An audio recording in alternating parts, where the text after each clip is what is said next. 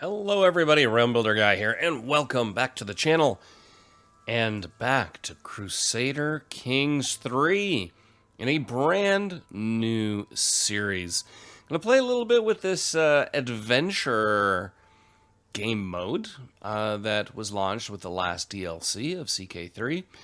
I have limited, i.e. pretty much no experience using this yet, and that is actually a lot of the fun here, is to kind of discover it and play around with it. The goals here, of course, we will still lean into the roleplay aspect, and I have set someone up, namely Ragnar. Ragnar Vladimirovich. We are in Kiev. He is a landless adventurer.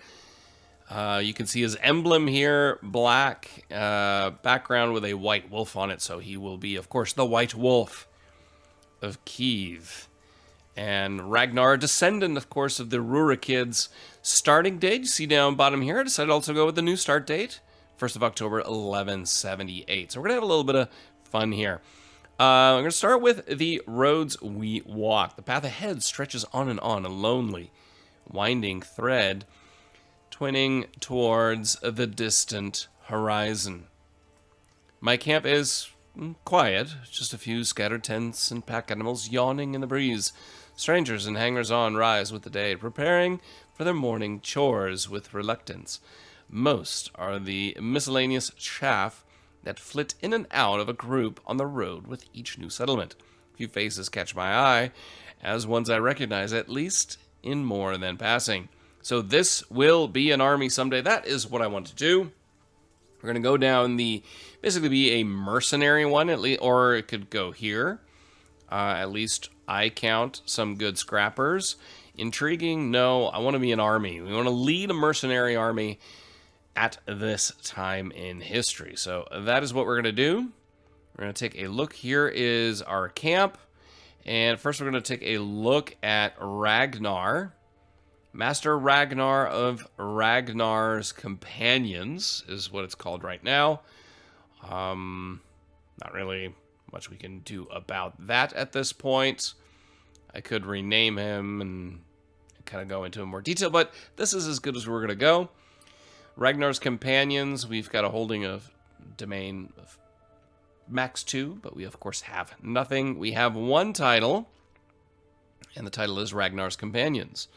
It's a duchy title, apparently. So we'll have some fun with that. Ragnar himself, he is a wrathful, tough soldier who is a seducer, and he was given logistician now at load up. He is diplomacy 8, so poor. 17 in martial, so we are going definitely down the warrior path. Stewardship 8 is poor.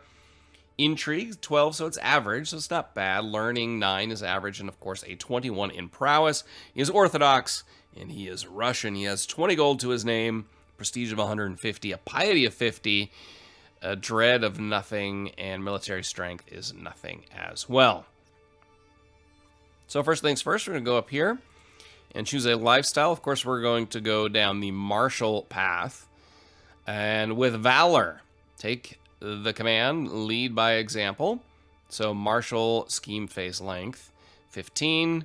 Days faster per scheme phase. Advantage plus 10 here for battle advantage. Men-at-arms toughness plus 15%. Martial experience 30 per month. So we are going to select Valor and go down this path. We already have Gallant started, so we'll, I guess, go down that direction. So we've got Hired Muscle here, Count Rurik. And then we've got Perform in a Play. So Hired Muscle, I think, is the way to go. Sell swords of good repute. The Count of Zvahel urgently seeks discreet swords for hire for short posting. Handsome reward offered for swift, clean work. So travel to accept. So in a success, it pays 59 to you, gain 30 opinion, you gain provisions, you add Count Rurik to your roll of patrons, make progress in the Night of the Swan decisions. I'm not going to worry about failure, so we will travel to accept that one. I'm not going to worry about this right now, so we will travel to accept the contract. see here, away from camp. Right now, because we are, of course, traveling. Ragnar's companions. We've got, let's go to the camp right now. We have a pavilion at level 1. We have some open slots here. And here we can't construct anything because we don't have any money. So we're going to have to make money, and then we can add supply tent, barber's tent, baggage train, and more as we go down this path a little bit. Then we've got Simeon the Heathen. So he's Orthodox Russian. He's also a good fighter. He's zealous, trusting, deceitful, a misguided warrior, and a logistician. And then we have Yaropolk the Feeble, Orthodox Russian. He's also a decent fighter here, good martial prowess. He's temperate, trusting, compassionate, misguided warrior, rough terrain expert, spindly, and Hesteluder. So diplomacy +1. Has participated in martial games, sharpening their skills in warfare and personal combat. So I thought something like this, maybe a beginning to get back into CK3. I kind of want to test this out. I don't know how long this might be. This may just be 1 episode. This may be 2 episodes. This may be 20 episodes. I have absolutely no idea. So, hired muscle. My needs are simple, explains Rurik. There are certain thorns in the rose of Zviachel, and I would have you remove these prickly characters. I can't be seen to remove them directly, so you're going to deal with them for me. I draw a thumb across my neck quizzically. No, clarifies my employer. No serious bloodshed. Just keep them silent without killing them till they understand what it is to disrespect the Count. Let's just get on with our task. Remember, we're here to earn. Sooner we're done, the sooner we get back on the road. Yeah, we'll go with this one. So the scheme will go on, and let's see, what should we do here? We can add some muscle, so we're going to add Simeon as some muscle, and as a lookout, I actually want to do Yaropolk the Feeble. Let's redouble the guards here. Stress goes up. I don't care about that. 100% chance of success for opposing schemes. I'm not going to worry about that. The Muromo-Ryazansky divergence. Small changes in dialect, slightly different customs. It was easy to miss at first. Over time, small changes led to large ones. However, and now the Russians living in Ryazan have begun to identify themselves as Muromo-Ryazansky instead. Okay, we'll see how the situation develops. So now we need to, let's pick a camp purpose here. We are wanderers, become sword for hire, scholar. We're going to go with a swords for hire. So we're going to change our purpose to that. And of course I have no player error because I'm not married.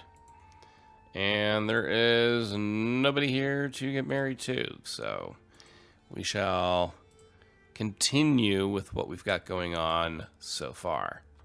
So looking around at other stuff that's happening here, there is a contract out from Count David for mercenary. In the war against tyranny, Grand Prince Sviatoslav III. That could be an interesting one for us to join. But right now, we're just dealing with what we have here. Lay of the land.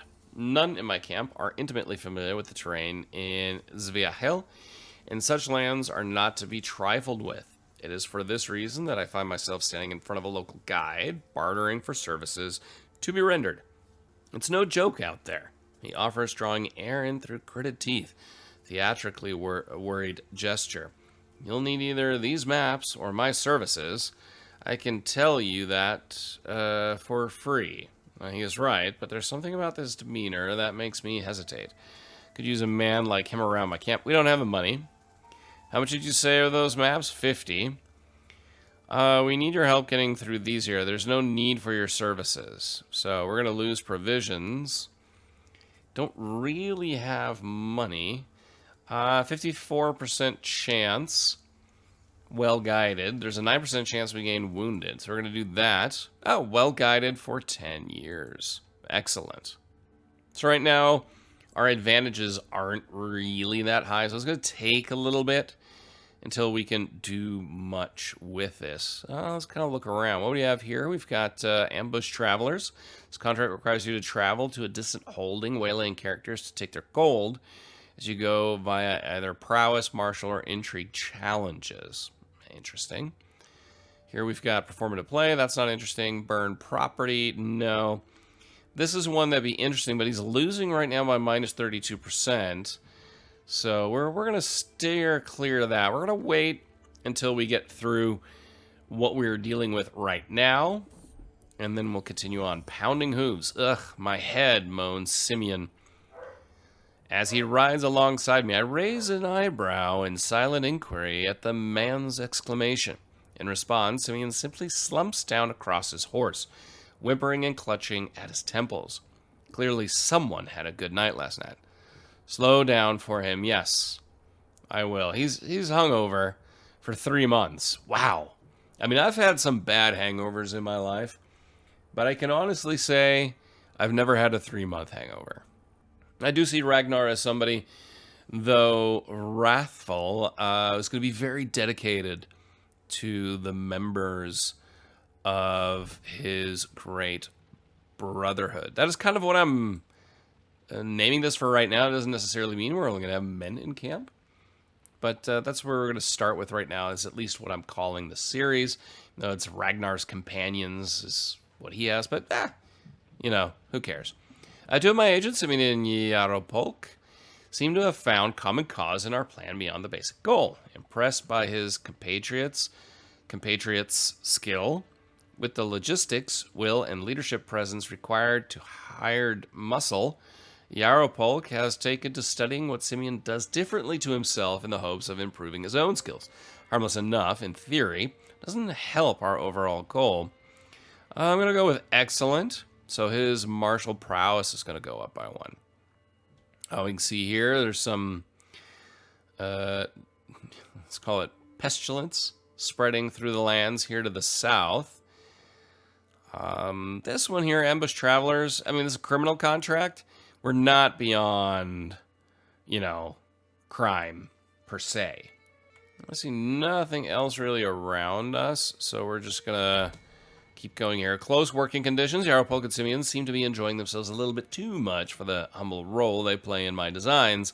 Common ground in our little plan to hired muscle has... Oh God, the writing. Come on, man. Has given way to mutual respect, which in turn is clearly becoming a firm bond. However unlikely the origin may be, a friendship forged at my favor. Yaropolk is amusing. Simeon could choose better. This isn't a social gathering. Yeah, it's not a social gathering. We've got a task here to complete, gentlemen. So we shall do that. Plenty in common. Life in close quarters tend to magnify relationships, good and bad. Fortunately for Simeon and Yaropolk, their common interest in avoiding all the complexities of intrigue and suspicion has proven to be a strong bonding agent. The two laughing and joking together at camp and riding alongside one another on the road is becoming an increasingly common sight.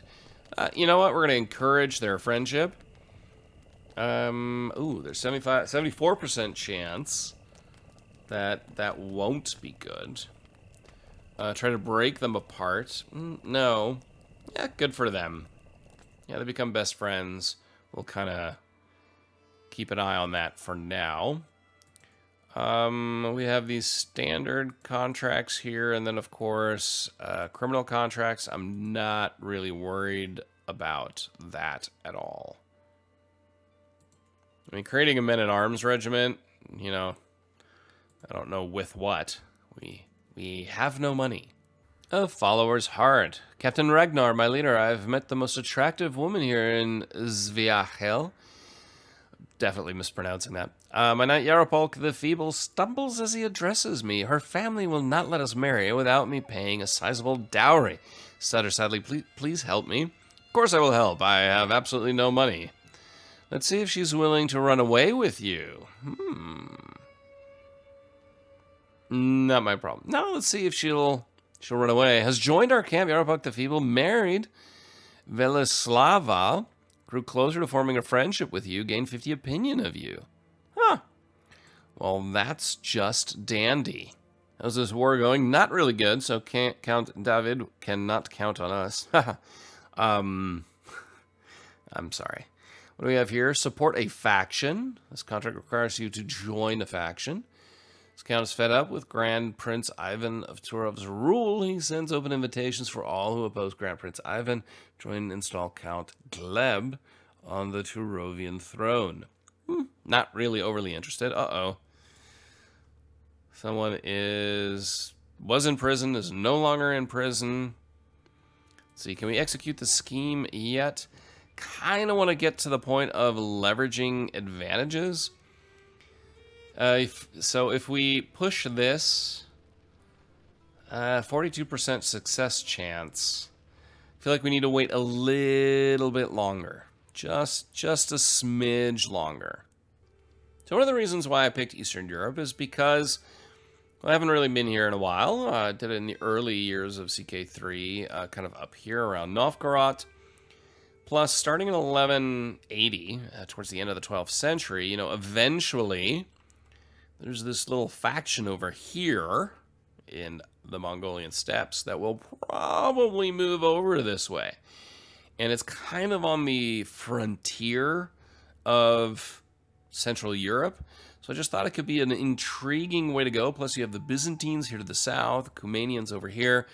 It's just an area that is rife for possibly interesting happenings. I did also think about going down to Jerusalem to really be on the front, but for now, I'm not going to do that. A shadow at court. Truly, it is a blessing to have someone like Simeon involved in our contract. Someone able to advance our goals in any number of ways, simply waiting for direction. An enviable combination of skill, access, and proximity to Count Rurik provides us with a variety of options on how to exploit him. Subtle gains are always best. Future potential seems helpful. This opens some doors for us. So we're going to do that.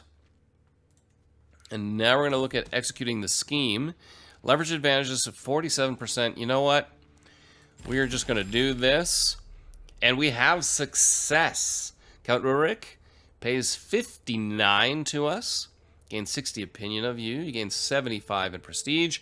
You add Count Rurik to your roll of patrons. You get a weak hook on him. You make progress in the Night of the Swan Decision.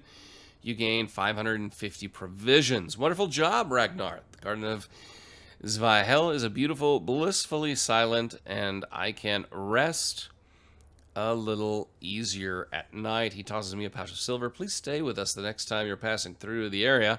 I'm sure we can find suitable lodgings, not to mention suitable employment for such an enterprising young mercenary. We have a long path ahead of us. Okay, so it's time to head back home before we kind of make the next decision down the paths here. Okay, visited the Golden Gate of Kiev. Okay, stewardship went up. We added some more prestige. So we can make a request interaction with Count Rurik for provisions or for gold for a men-at-arms regiment. That could be interesting. To arrange a marriage. Enables you to arrange a marriage between your camp and Count Urik's Idol's court. That could be interesting. Or a men-at-arms regiment. Let's make the request for a men-at-arms regiment and see what happens. So now let's take a look at what is available here. Stand with us. This is a mercenary contract requiring you to aid in a war. The employer, Chieftain Kurkutai, is losing war to the Umanian conquest. In the Umanian conquest, Chieftain Burichai's side. So, let's see, Kurkutai's side has 293 soldiers. His enemy has 2,093. It's 2240. Well, we don't have any soldiers here. Legends. Distant Legends, Keeper of the Dynasty. Interesting. And Legend Library, nothing there. Okay, here nothing changed. Culture, we're obviously not a culture head or anything like that. House of Vladimirovich. We are the only. Ragnar Vladimirovich is the only living member, so there's really not much to do here. Legacies, there's nothing really to do here either. So we are making more and more progress here to unlock the next martial perk. And other than that, inventory-wise, of course, we have nothing. And if we go to our camp, so now we could build something. We have 74 gold. Now we could add a supply tent, so unlocks Quartermaster Officer, unlocks extra options for Camp Revelry. The provisions capacity plus 50%. Right now we're at max, so we have plenty of provisions. Don't really want that. Barber's Tent. Resistance to plague, which is kind of nice. Baggage train. Find more officers using Scout for Talent. Unlocks Head Porter Officer. Receives more transport contracts. Provision capacity goes up. Supply capacity goes up. Travel speed is increased. Max size of skirmisher regiments. A mess tent. Then we've got Roaring Campfire. Okay, find more officers. Proving Ground unlocks Master of Arms Officer. We increase our men-at-arms regiment size. Well, I feel like we need to find more people. Scouting for talent is important, but of course we have no money. I like here increasing our men-at-arms regiments. And the damage, because we're going to go down this kind of path of mercenary. So we're going to construct that. Other than that, let's see. What do we have up here? It's supporting a faction still. Ambush Travelers. Are we going to go down the path of dirty deeds? I don't know about that. What is Velislava even? What is she good at? Oh, she's really good at intrigue. She is gregarious, impatient, content, and elusive shadow. I do like that. That's not too bad, but ambushing travelers, I don't know. Let's unpause that real quick. Military. So we have men-at-arms regiment, Druzinia. So I have 100. Oh, Fire and Friends. Each night, one fire becomes the hub of the camp's social activity. People coalescing around my inner circle to wag tongues and trade friendly barbs. Tonight is no exception. Look, all I'm saying, chortles Velislava, to the giggling of several other followers, is that poor Simeon may have lost the odd few coins to a trickster or two. But in his defense, how was he to know that Toothless Beggar wasn't really the king of Kiev? A chorus of inebriated guffaws breaks out from the easily pleased onlookers. You know what? We're just going to soak it all in. Tell a joke of your own. I don't know about that. Turn the tables on Velislava. Or join the ribbing of Simeon. I don't want to rib him. Let's turn the tables on her. And she gains 20 opinion. Life of the party. So, we've got 2 of 12 soldiers. And our men-at-arms here. Of course, we can't increase it. We don't have any money. Yeah, there's not a lot here. We can fight corruption. Requires to travel to contractors' counties with a low county control. Kiev suffers rampant bandits. Sure, we'll fight corruption. We will take the contract. Pays 54. Gain opinion. Count Rurik again. Another weak hook. You add Grand Prince Sviatoslav on the Reign of Patrons. Sure, let's, hostile following. Are feuding over their differences. Well, that's not good. Let's take this contract. Fight corruption. Count Rurik, Kiev's marshal, visits my encampment for the day. As soon as we are left alone, he begins muttering, "It is embarrassing to admit, but I need your help dealing with the disobedient peasants of Chernobyl.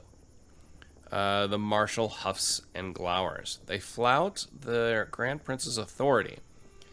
I can't keep them in control. They beat and humiliate anyone I send, daring me to come in full force. Their conduct is a black mark, one that stains all the realm. Let me deal with them. And I'll move my camp there. I don't want this contract. Yeah. You know, we'll move the camp there. And entourage. Okay, I've got no one here. Caravan Master Yaropolk. We will appoint him as Caravan Master. Travel options. Scout for talent. So we'll just do that on the road. And Pathfinder gear wouldn't be bad. Costs us 4. So, yeah, I think we'll do that. So we'll start traveling and head over that way to Chernobyl. When you arrive at Chernobyl, I am quick to round up the worst of the rabble-rousers and demand they explain themselves. Vasilko, a peasant of some reputation, speaks for the rest. It is our place to be ruled over. But Grand Prince Sviatoslav does so unjustly. With chaos rife in the land, while we can hardly hold on to what's ours, still he drives us to labor for him like workhorses. We toil without any promise of safety from war, maladies, and the like. Silence your people or die, peasant. I cannot stand for this manner of injustice. What will this do? So if we go with silence this, 51% chance. Marshal Rurik's present, so we gain 5 in, is that Dread? Chernobyl gains martial guidance for 5 years. County of Chernobyl gains military presence for 5 years. Trezina Regiment strength increases by 30. You succeed the fight corruption contract. You aided Count Rurik more than the peasants. You gain 75 in prestige, etc., etc., etc. We lose stress because we are wrathful. Yes. You know, just be quiet and do as you're told. Gain an excelled a contract hook. Okay. Hire as mercenaries to the charming Captain Ragnar of Ragnar's Companions. It would be an honor if you joined my side in my wars. Count Janos Vlach, he is currently in a war. Let's see. Down here. Yes, we will accept this. And we will join that war. And we will raise our armies. We got plagues up here, so we want to move anyway. And once our forces are fully raised, we have a new martial perk available. So we will add a courtship or household guard. Well, let's do household guard. We'll unlock that. And we can now move our troops that are currently still gathering. So we'll just wait until they are at full strength. Typhus, camp fever. You gained the typhus trait. Uh-oh. I have heard stories about brave soldiers dying like flies before they even set foot on the battlefield. But me, a captain? This aching, feverish nightmare is not a fate meant for me. As yet another meal forces its way up my throat, I pray for redemption, my nostrils stinging with the sharp stench of bile. Send for a physician now. Camp physician. Finally, my servants have found some people who might be fit to serve as court physicians. I can do Alexandra, who is good, or Vladislav, who is poor. Alexandra, who's good. Time for treatment. Do no more than... It's too late for caution. Let's go. Disastrous mistreatment. Alexandra insisted that the only cure for my condition was a naked midnight run. Thought it would be impossible to feel worse than I already did, but Alexandra sure proved me wrong. This will not happen again. Do you understand me?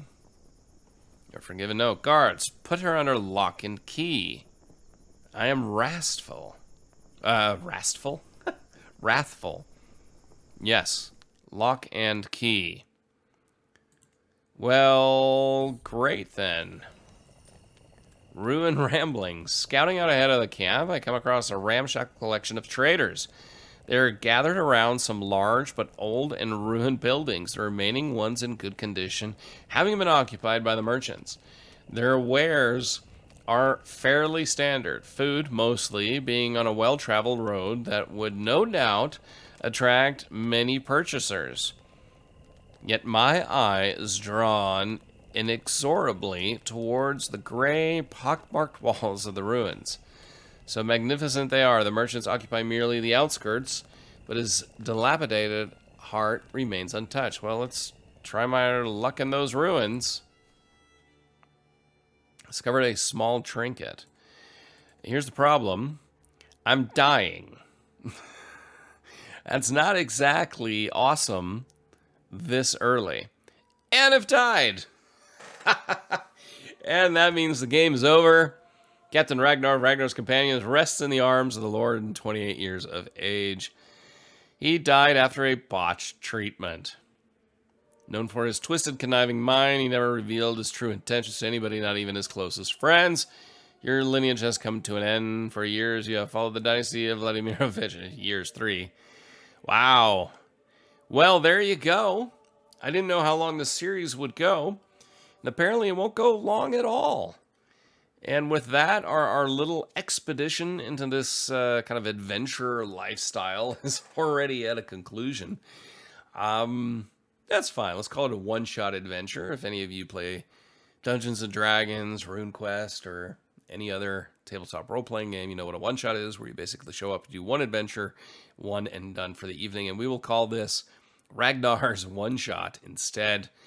And with that, we have concluded this. I don't know if how I feel about this. It's kind of an interesting way to play Crusader Kings 3. It's hard for me to gauge now after basically 30 minutes, just over 30 minutes of playtime, and it's already over. Start all over again. I know some people out there would basically not show this. I am going to show this, of course, because this is part of the game. This is part of the joy. I don't save scum. I don't fudge dice when I run D&D, and of course, I don't optimize. So, yeah, that was the end of Ragnar. Let me know your thoughts, your experience so far with this new play mode in Crusader Kings 3. What do you like about it? What do you not like about it? Let me know down in the comments below what you'd like to see as far as Crusader Kings 3 content goes in the future. I do have an idea for a long-term project again. I will say it's going to start in the earliest time, because I haven't really messed with that much in many, many years. And it will take place in Central Asia. That's kind of what I'm thinking. Get away from Europe a little bit. I've done a few in Europe. I've done Africa. Haven't really messed with Asia. So I've got an idea there of something that could be fun. Let me know what you think down below in the comments. So until next time, I am Realm Builder Guy, and I will talk to you soon.